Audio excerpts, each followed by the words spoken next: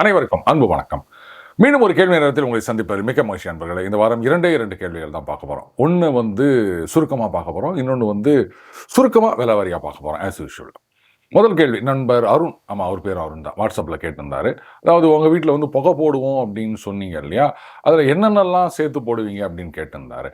Right. முதல்லயே ஒரு டிஸ்க்ளைமரோட ஆரம்பிக்கிறேன் இந்த பதில. இது என்னுடைய மனைவி அவங்க வீட்ல பாரம்பரியமா என்னென்ன பண்ணிட்டு வராங்களோ அதை அவங்க ஃபாலோ பண்ணிட்டு இருக்காங்க. இதை அப்படியே நீங்க ஃபாலோ பண்ணணும்லாம் நான் சொல்லலை. அவங்க தேவைக்கு ஏற்ற மாதிரி, இல்லை சில பேருக்கு சில விஷயங்கள் ஒத்துக்காததா இருக்கலாம். அது மாதிரி நிறைய இஷ்யூஸ் இருக்கு. சில மெடிக்கல் கண்டிஷன் இருந்தால் சிலதெல்லாம் ஒத்து வராதுன்னு இருக்கலாம். ஸோ இதை குவாலிஃபைடு டாக்டர்ஸ் ஆர் மற்றவங்க கிட்ட கன்சல்ட் பண்ணிட்டு நீங்கள் ஃபாலோ பண்ணுங்க. எங்கள் வீட்டில் இது பண்ணுறாங்க, இதை தான் நான் சொல்ல முடியுமே தவிர இதையே நீங்கள் பண்ணுங்க அப்படின்னு நான் அட்வைஸ் பண்ண முடியாது. இதைத்தான் பண்ணணும் அப்படின்னு நான் சொல்லலை. ஒவ்வொருத்தரும் அவங்களுடைய தேவைக்கு ஏற்ற மாதிரி இதை நீங்கள் முடிவெடுத்துக்கங்க ஆஃப்டர் கன்சல்டேஷன். நான் கார்டு போட சொல்கிறேன், அதில் என்னென்னலாம் எங்கள் வீட்டில் யூஸ் பண்ணுவாங்க அப்படின்னு. தேவதாரு கட்டை, மருதாணி விதைகள், வெள்ளை குங்கிலியம், ஜடாமஞ்சள், நாய்க்கடுகு, வெண்கடுகு, அப்புறம் சாம்பிராணி, வில்வ இலை பொடி, சந்தனம், கற்பூரம், சமித்து குச்சி, அதுக்கப்புறம் சந்தனம், அது பொடியாகவும் போடலாம், சந்தனக்கட்டை அதெல்லாம் எங்கே கிடைக்குதுன்னு கேட்குறீங்களா? வாடவர் இந்த மாதிரி விஷயங்களை எல்லாம் சேர்த்து பொடி போடுவாங்க. அதுக்கப்புறம் அந்த கறி துண்டு இருக்கு இல்லையா, அதெல்லாம் இப்போ ஆன்லைனில் கூட கிடைக்குதுங்க. அது வச்சாதான் நமக்கு அந்த நெருப்பு சரியாக பிடிக்கும்.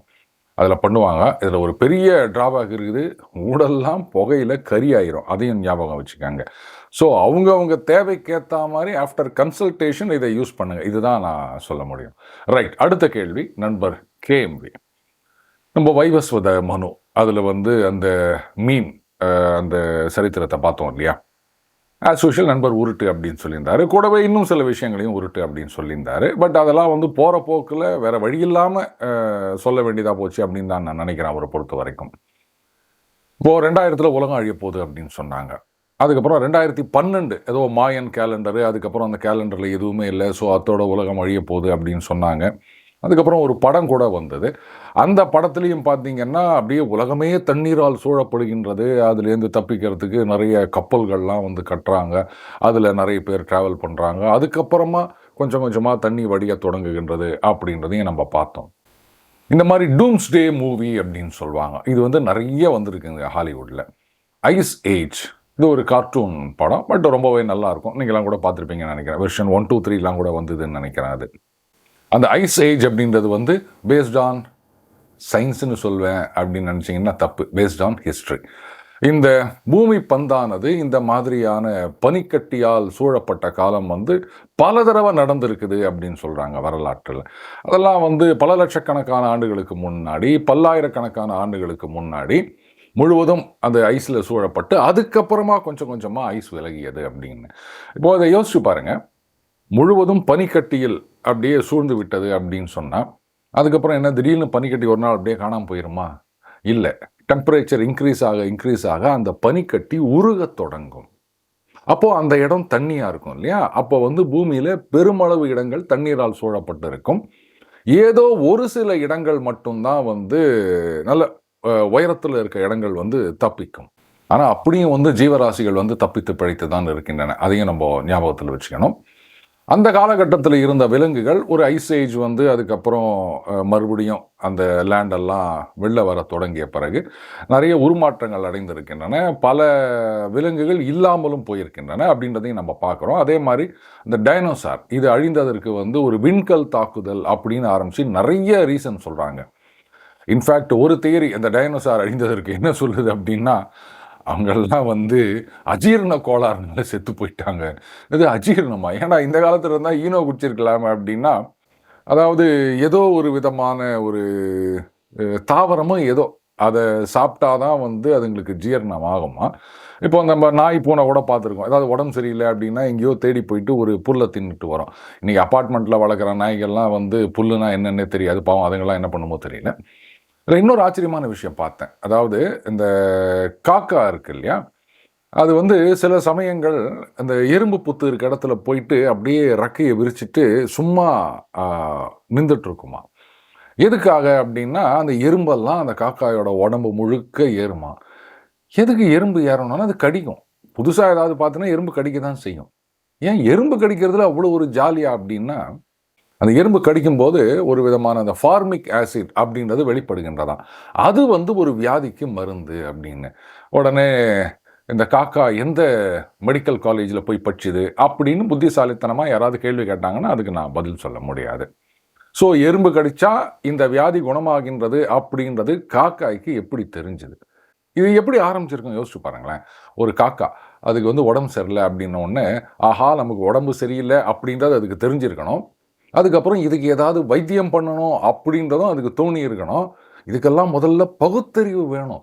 நாம தான் வந்து நமக்கு மட்டும் தான் பகுத்தறிவு இருக்குதுன்னு சொல்லின்னுக்கிறோம். விலங்குகளுக்கெல்லாம் பகுத்தறிவு கிடையாதுன்னு வேற சொல்லிக்கிறோம். இது காக்கா எப்படி யோசிச்சிருக்கும்? சரி அப்படியே ஏதோ யோசிச்சுன்னு கூட வச்சுக்காங்களேன். இது எறும்புன்றது டக்குன்னு எப்படி தெரிஞ்சிருக்கும் அதுக்கு? அது என்ன வந்து சாட் ஜிபிடில போயிட்டு இந்த வியாதிக்கு என்ன மருந்துன்னு தேடி இருக்குமா அது? அதனால ரைட்டு முதல்ல வந்து இப்போ பாம்ப கடிக்க விட்டு பார்ப்போம் குணமாவுதா? சரி அந்த காக்கா செத்து போயிடுச்சு. உடனே இன்னொரு காக்கா. அப்ப இந்த வியாதிக்கு தேள கொட்ட விட்டு பார்ப்போம். இல்ல நாய கடிக்க விட்டு பார்ப்போம். இப்படி ஒவ்வொன்னா ட்ரையல் அண்ட் எரர் மெத்தட்ல கடைசியா எறும்ப கடிக்க விட்டு நம்ம அந்த லேப்ல ரிசர்ச் பண்றோம் பாருங்க. அந்த மாதிரி எறும்பு கடிச்சா இந்த வியாதி போகுது அப்படின்ன உடனே காக்கா எல்லாருக்கும் வாட்ஸ்அப் மெசேஜ் அனுப்பிச்சு ஒரு கெஜெட் நோட்டிஃபிகேஷன் போட்டு இனிமே இந்த வியாதி வந்தால் நீங்கள் எறும்பு புத்து பக்கத்தில் போய் நின்றுக்காங்க.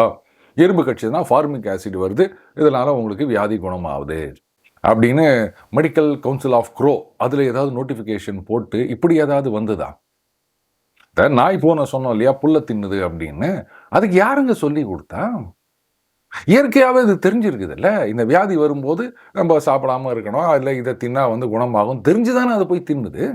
ஆனால் நமக்கு எந்த வியாதிக்கு என்ன சாப்பிடணும் அப்படின்னு ஒன்றுமே தெரியாது. இதெல்லாம் வந்து அந்த காலத்தில் இந்த பாட்டி வைத்தியம் கை வைத்தியம் அப்படின்னு சொல்லுவாங்க. அதையெல்லாம் உதாசீனப்படுத்திட்டு ஐயே என்ன நாட்டுப்புறமா இருக்கீங்க அப்படின்ட்டு வெள்ளைக்காரன் கொண்டு வந்த அந்த அலோபதி வைத்தியம் அதை வந்து ஆஹா ஓஹோன்னு தூக்கி வச்சிக்கின்னு இன்னைக்கு நம்மளுடைய பாரம்பரிய அறிவை எல்லாத்தையும் ஒழிச்சு கட்டி போட்டு அவங்க கொடுக்குற அந்த மாத்திரை அதனுடைய பின் விளைவு முன் விளைவு அதை பற்றிலாம் நமக்கு ஒன்றுமே தெரியாது. வெள்ளைக்காரன் சொல்லிட்டா அப்படின்ட்டு அதை முழுங்கி நிற்கிறோம் நம்ம. அதுக்காக நீங்கள் வந்து வைத்தியம் பண்ணிக்காதீங்கன்னு நான் சொல்லலை. ஆனால் நம்ம பாரம்பரிய மருத்துவத்தை இழிவுபடுத்தாதீர்கள்னு சொல்கிறேன். இன்னைக்கு நிறைய பேர் அப்படி தான் பண்ணிட்டு இருக்காங்க. பாரம்பரிய வைத்தியம்னா என்ன நீங்கள் அதெல்லாம் வந்து அன்டெஸ்டட் அன்ப்ரூவன் இதை போய் நீங்கள் நம்பிட்டு இருக்கீங்களேன்னு. சரி ரைட்டு, அப்போ அதை டெஸ்ட் பண்ணி பாருங்க. இன்றைக்கும் மஞ்ச காமாலைக்கு அந்த கீழா நெல்லி இதுக்கு மாதிரி ஒரு மருந்து கிடையாது. இந்த அலோபதின்னு சொல்கிறோமே அதுலேயே இதைத்தான் மருந்தாக்கி கொடுக்குறாங்களாம். எப்படிங்க கீழா நெல்லி மஞ்ச காமாலைக்கு நல்ல மருந்து அப்படின்னு எப்படி கண்டுபிடிச்சாங்க நம்ம பாட்டிங்கெல்லாம் சொல்லுங்க. உங்க மாதிரியே நான் கேட்குறேன். எப்படி அந்த லெபார்டரியில் கொடுத்து அந்த கீழா நெல்லியில் என்னென்னலாம் இருக்குது அப்படின்னு ஆராய்ச்சி பண்ணி அதை வந்து அந்த சோதனை எலிகள் அதுக்கெல்லாம் கொடுத்து குரங்குக்கு கொடுத்து இப்படி டெஸ்ட் பண்ணி தான் நம்ம பாட்டிலாம் கண்டுபிடிச்சாங்களா? நம்ம பாட்டினா நம்ம பாட்டி இல்லை, பாட்டிக்கு பாட்டி பாட்டி பாட்டி பாட்டின்னு தலைமுறையாக நம்ம அதைத்தானே பண்ணிட்டு இருக்கோம். எப்படி அவங்களுக்கு தெரிஞ்சது? ஒட்டுமொத்தமாக இதெல்லாம் மூட நம்பிக்கைகள், எல்லாம் நாட்டுப்புறத்தா மாதிரி பேசுகிற அப்படின்னு ஒதுக்கி தள்ளிடுறோம். ஒரு விஷயம் அதில் உண்மை என்ன அப்படின்னு கண்டுபிடிக்கிறது தான் உண்மையான பகுத்தறிவு. ஆனால் நமக்கு அந்த பகுத்தறிவு சுத்தமாக இல்லைன்னு தான் நான் சொல்லுவேன். சரி, இப்போ வந்து அந்த வைவஸ்வத மனு இதுக்கு போவோம்.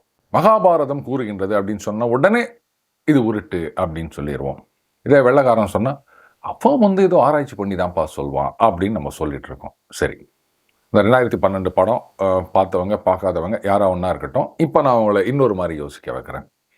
லெட்டஸ் இந்த கிளைமேட் சேஞ்ச் அப்படின்றத பற்றி இன்றைக்கி நிறைய பேசிகிட்டு இருக்காங்க. அந்த பனி உருக போகின்றது.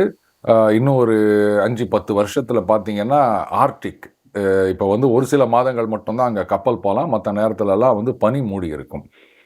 அது வந்து பர்மனண்ட்டாகவே இதுவாயிட்டு வருஷம் முழுக்க கப்பல் போகிற அளவுக்கு அந்த பனி உருக போகின்றது அப்படின்னு சொல்கிறாங்க. அதுக்கு தான் வந்து கிரீன்லாண்டு மேலே கண்ணு வச்சுன்னுக்கிறாரு ட்ரம்ப். அப்போ அந்த உருகிற தண்ணி எல்லாம் இன்னும் ஆர்டிக்கில் மட்டும்தானே இருக்கும்.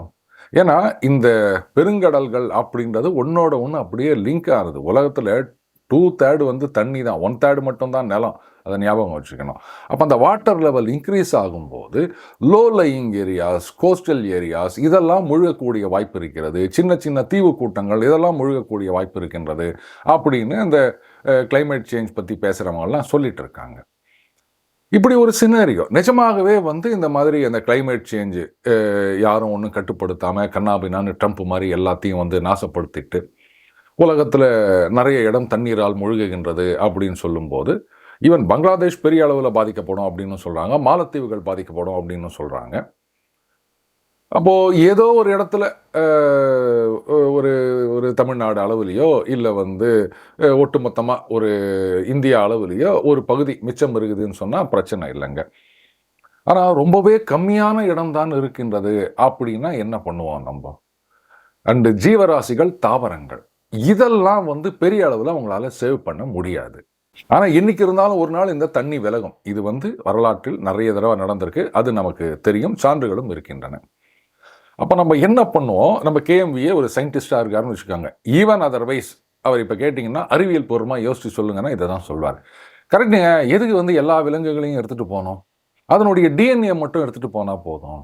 அதான் அந்த ஜுராசிக் பார்க் படத்தில் வந்து அந்த டிஎன்ஏ ஸ்டாண்டு அதில் மிஸ்ஸிங் ஏதோ ஃபில்அப் பண்ணி அந்த டைனோசாரியை உருவாக்குறாங்கல்ல, அந்த மாதிரி பின்னாடி பண்ணிட்டு போகிறாங்க. சுலபமாக இருக்குல்ல இந்த வழி. அப்போ அதே மாதிரி அந்த ஃப்ளோரா அண்ட் ஃபானா அப்படின்னு சொல்லுவாங்க.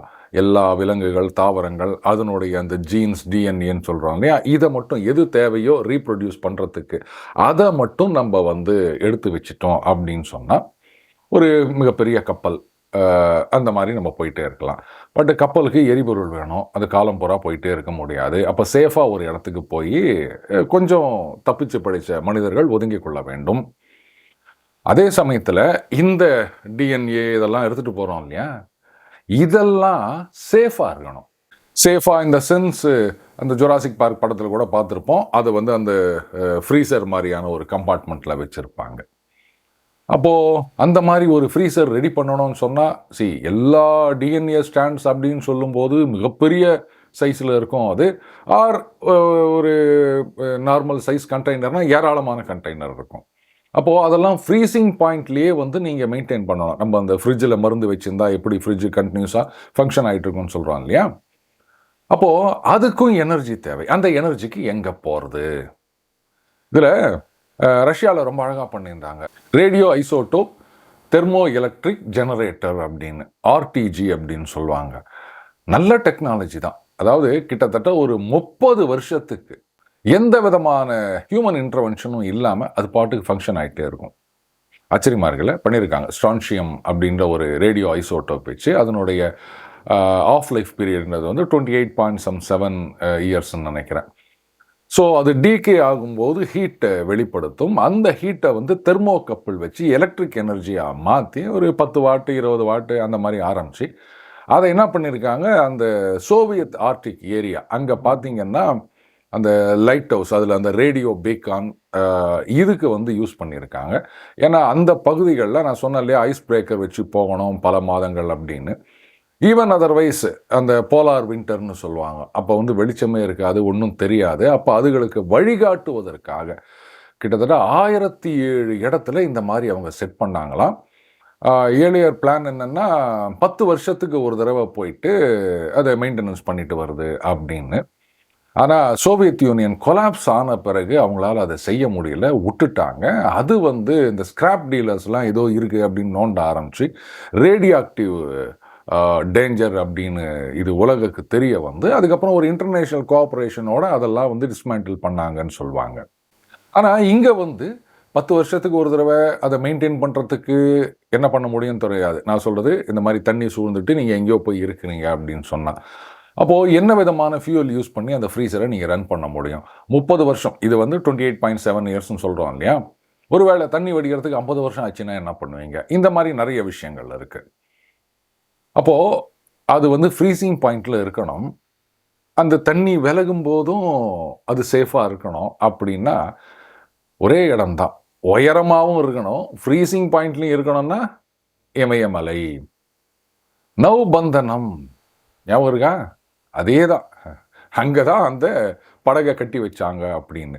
ஸோ இமயமலை தான் ஒரே ஒரு ஆப்ஷனாக இருக்க முடியும். இந்த மாதிரி டிஎன்ஏவெல்லாம் நீங்கள் கொண்டு போனீங்கன்னா அதை சேஃபாக வைக்கிறதுக்கு. இது பற்றின இன்னொரு ரெஃபரன்ஸும் இருக்கின்றது. அதாவது அந்த கலசம், கும்பம், இது வந்து இமயமலையில் இருந்தது. அதுக்கப்புறமா தண்ணியில் மிதந்து வந்து இந்த கலைநல்லூர், கும்பகோணம் இப்படி 3 பகுதிகளாக உடைந்தது. அதிலிருந்து உயிர்களை படைத்தார் அப்படின்னு நம்ம பார்த்துருக்கோம். ஞாபகம் இருக்கா?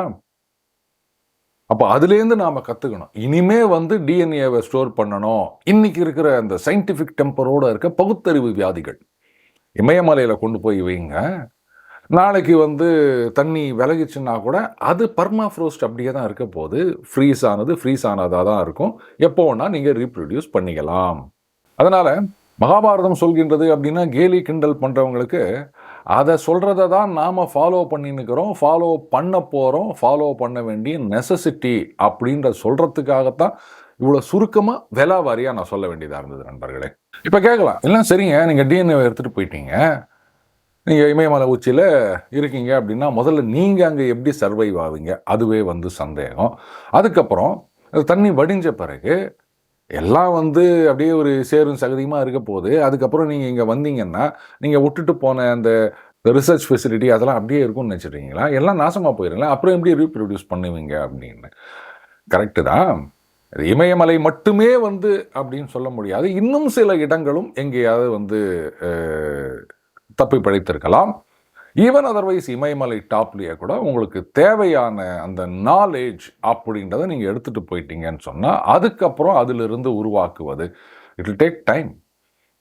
அப்படி உருவாக்குவதற்கு தேவையான அந்த மிஷினரி அதை மட்டுமாவது நீங்கள் இமயமலையில் கொண்டு போய் வச்சுட்டீங்கன்னா அதுக்கப்புறம் நீங்கள் வந்து ரீப்ரொடியூஸ் பண்ணலாம்.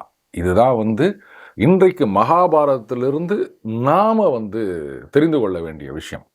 அதனால் மகாபாரதம் வந்து வாழ்க்கைக்கு உதவாது அப்படின்னு எவனாவது சொன்னான்னா அவனை மாதிரி பகுத்தறிவு மட்டும் இல்லை, கொஞ்சம் கூட அறிவில்லாத முட்டாள் யாருமே வந்து இருக்க முடியாது அப்படின்றது தான் என்னுடைய தாழ்மையான கருத்து நண்பர்களே. இந்த கிரேட் ஃப்ளட்ஸ் அப்படின்றத பற்றி வந்து உலகத்தில் பல பகுதிகளிலும் ஏராளமான அந்த புராணங்களோ இல்லை வந்து கருத்துக்களோ இல்லை கதைகளோ இது வந்து நிலவி வருகின்றன. இது வந்து இங்கே மட்டும் அப்படின்றது கிடையாது. அண்டு சரித்திர சான்றுகள், இதை நீங்கள் அறிவியல் சான்றுகள்னு கூட எடுத்துக்கோங்க. அந்த ஐஸ் ஏஜ் அப்படின்றது, அதுக்கப்புறம் ஐஸ் ஊறினா தண்ணி தான் ஆக போகுது, அதுக்கப்புறமா அந்த தண்ணி விலகி தரையை தெரிய போகின்றது, இப்படின்ற காலகட்டங்களும் வந்து இப்போ சரித்திரத்தில் நிறைய தடவை நடந்திருக்கு அப்படின்னு சொல்லியிருக்காங்க. அப்பொழுதும் ஜீவராசிகள் எங்கேயோ உயிர் பிழைத்திருக்கின்றன. ஒட்டுமொத்தமாக வந்து எல்லா ஜீவராசிகளும் அழிந்து விடவில்லை. சார் அப்போ அந்த ஊழிக்காலம் பிரளயம்னு சொல்கிறாங்க அப்படின்னா நமது புராணங்கள் ரொம்ப அழகாக சொல்கிறாங்க. அது இந்த பிரளயம் அப்படின்றதையே வந்து பல பிரிவுகளாக பிரித்து வச்சிருக்கிறதா ஒரு உபன்யாசத்தில் நான் கேள்விப்பட்டேன். சரி, நாங்கள் புராணத்துக்கு போல அறிவியல் படியே வரோம். இப்போ வந்து இந்த உலகம் விரிந்து கொண்டே இருக்கின்றது, எக்ஸ்பேண்டிங் யூனிவர்ஸ்னு சொல்கிறாங்களே, அது மறுபடியும் சுருங்கும் அப்படின்னு உங்கள் அறிவியல் தாங்க சொல்லுது. நீங்கள் எதை பகுத்தறிவுன்னு நம்புறீங்களோ அந்த அறிவியல் தான் சொல்லுது. அப்போ சுருங்குதுன்னா என்ன அர்த்தம்? அப்படியே எல்லாமா சுருங்கி அந்த கண்ணுக்கு தெரியாத ஒரு சின்ன புள்ளின்னு சொல்கிறாங்களே அந்த மாதிரி ஆயிரும். அப்போ நாம் பார்க்குற மாதிரி இந்த பூமி, சூரியன், நட்சத்திரம் ஒரு புடலங்காயும் இருக்காது, எல்லாமே தமத்துண்டா மாதிரி போயிட போகுது. அப்போ அதுக்கு அர்த்தம் என்ன? அண்டு அந்த மாதிரி ஆயிட்டு மறுபடியும் அது விரிய தொடங்கும் அப்படின்னு சொல்கிறாங்க. இதுதான் வந்து மாறி மாறி நடந்து கொண்டிருக்கின்றது அப்படின்னு. இதை நம்ம பிரளயம்னு சொன்னால் ஏற்றுக்கிறதுக்கு மனசு வரல. இல்லைங்க, அவர் ஸ்டீஃபன் ஹாக்கிங் சொல்லிட்டாரு அப்படின்னா ஓகே அப்படின்னு நம்ம தலையாட்டிட்டு இருப்போம். சரி, ரைட், எனக்கு எப்படி வேணா ஆட்டிட்டு போவாங்க தலையை. ஆனால் உண்மை அது ஒன்று தான், ஏகம் சத். அதை வந்து யாராலையும் மாற்ற முடியாது. பேர் நீங்கள் என்ன ஒன்றா சொல்லிக்கலாம். மீண்டும் அடுத்த பதில் இணைந்திருப்போம். வணக்கம்.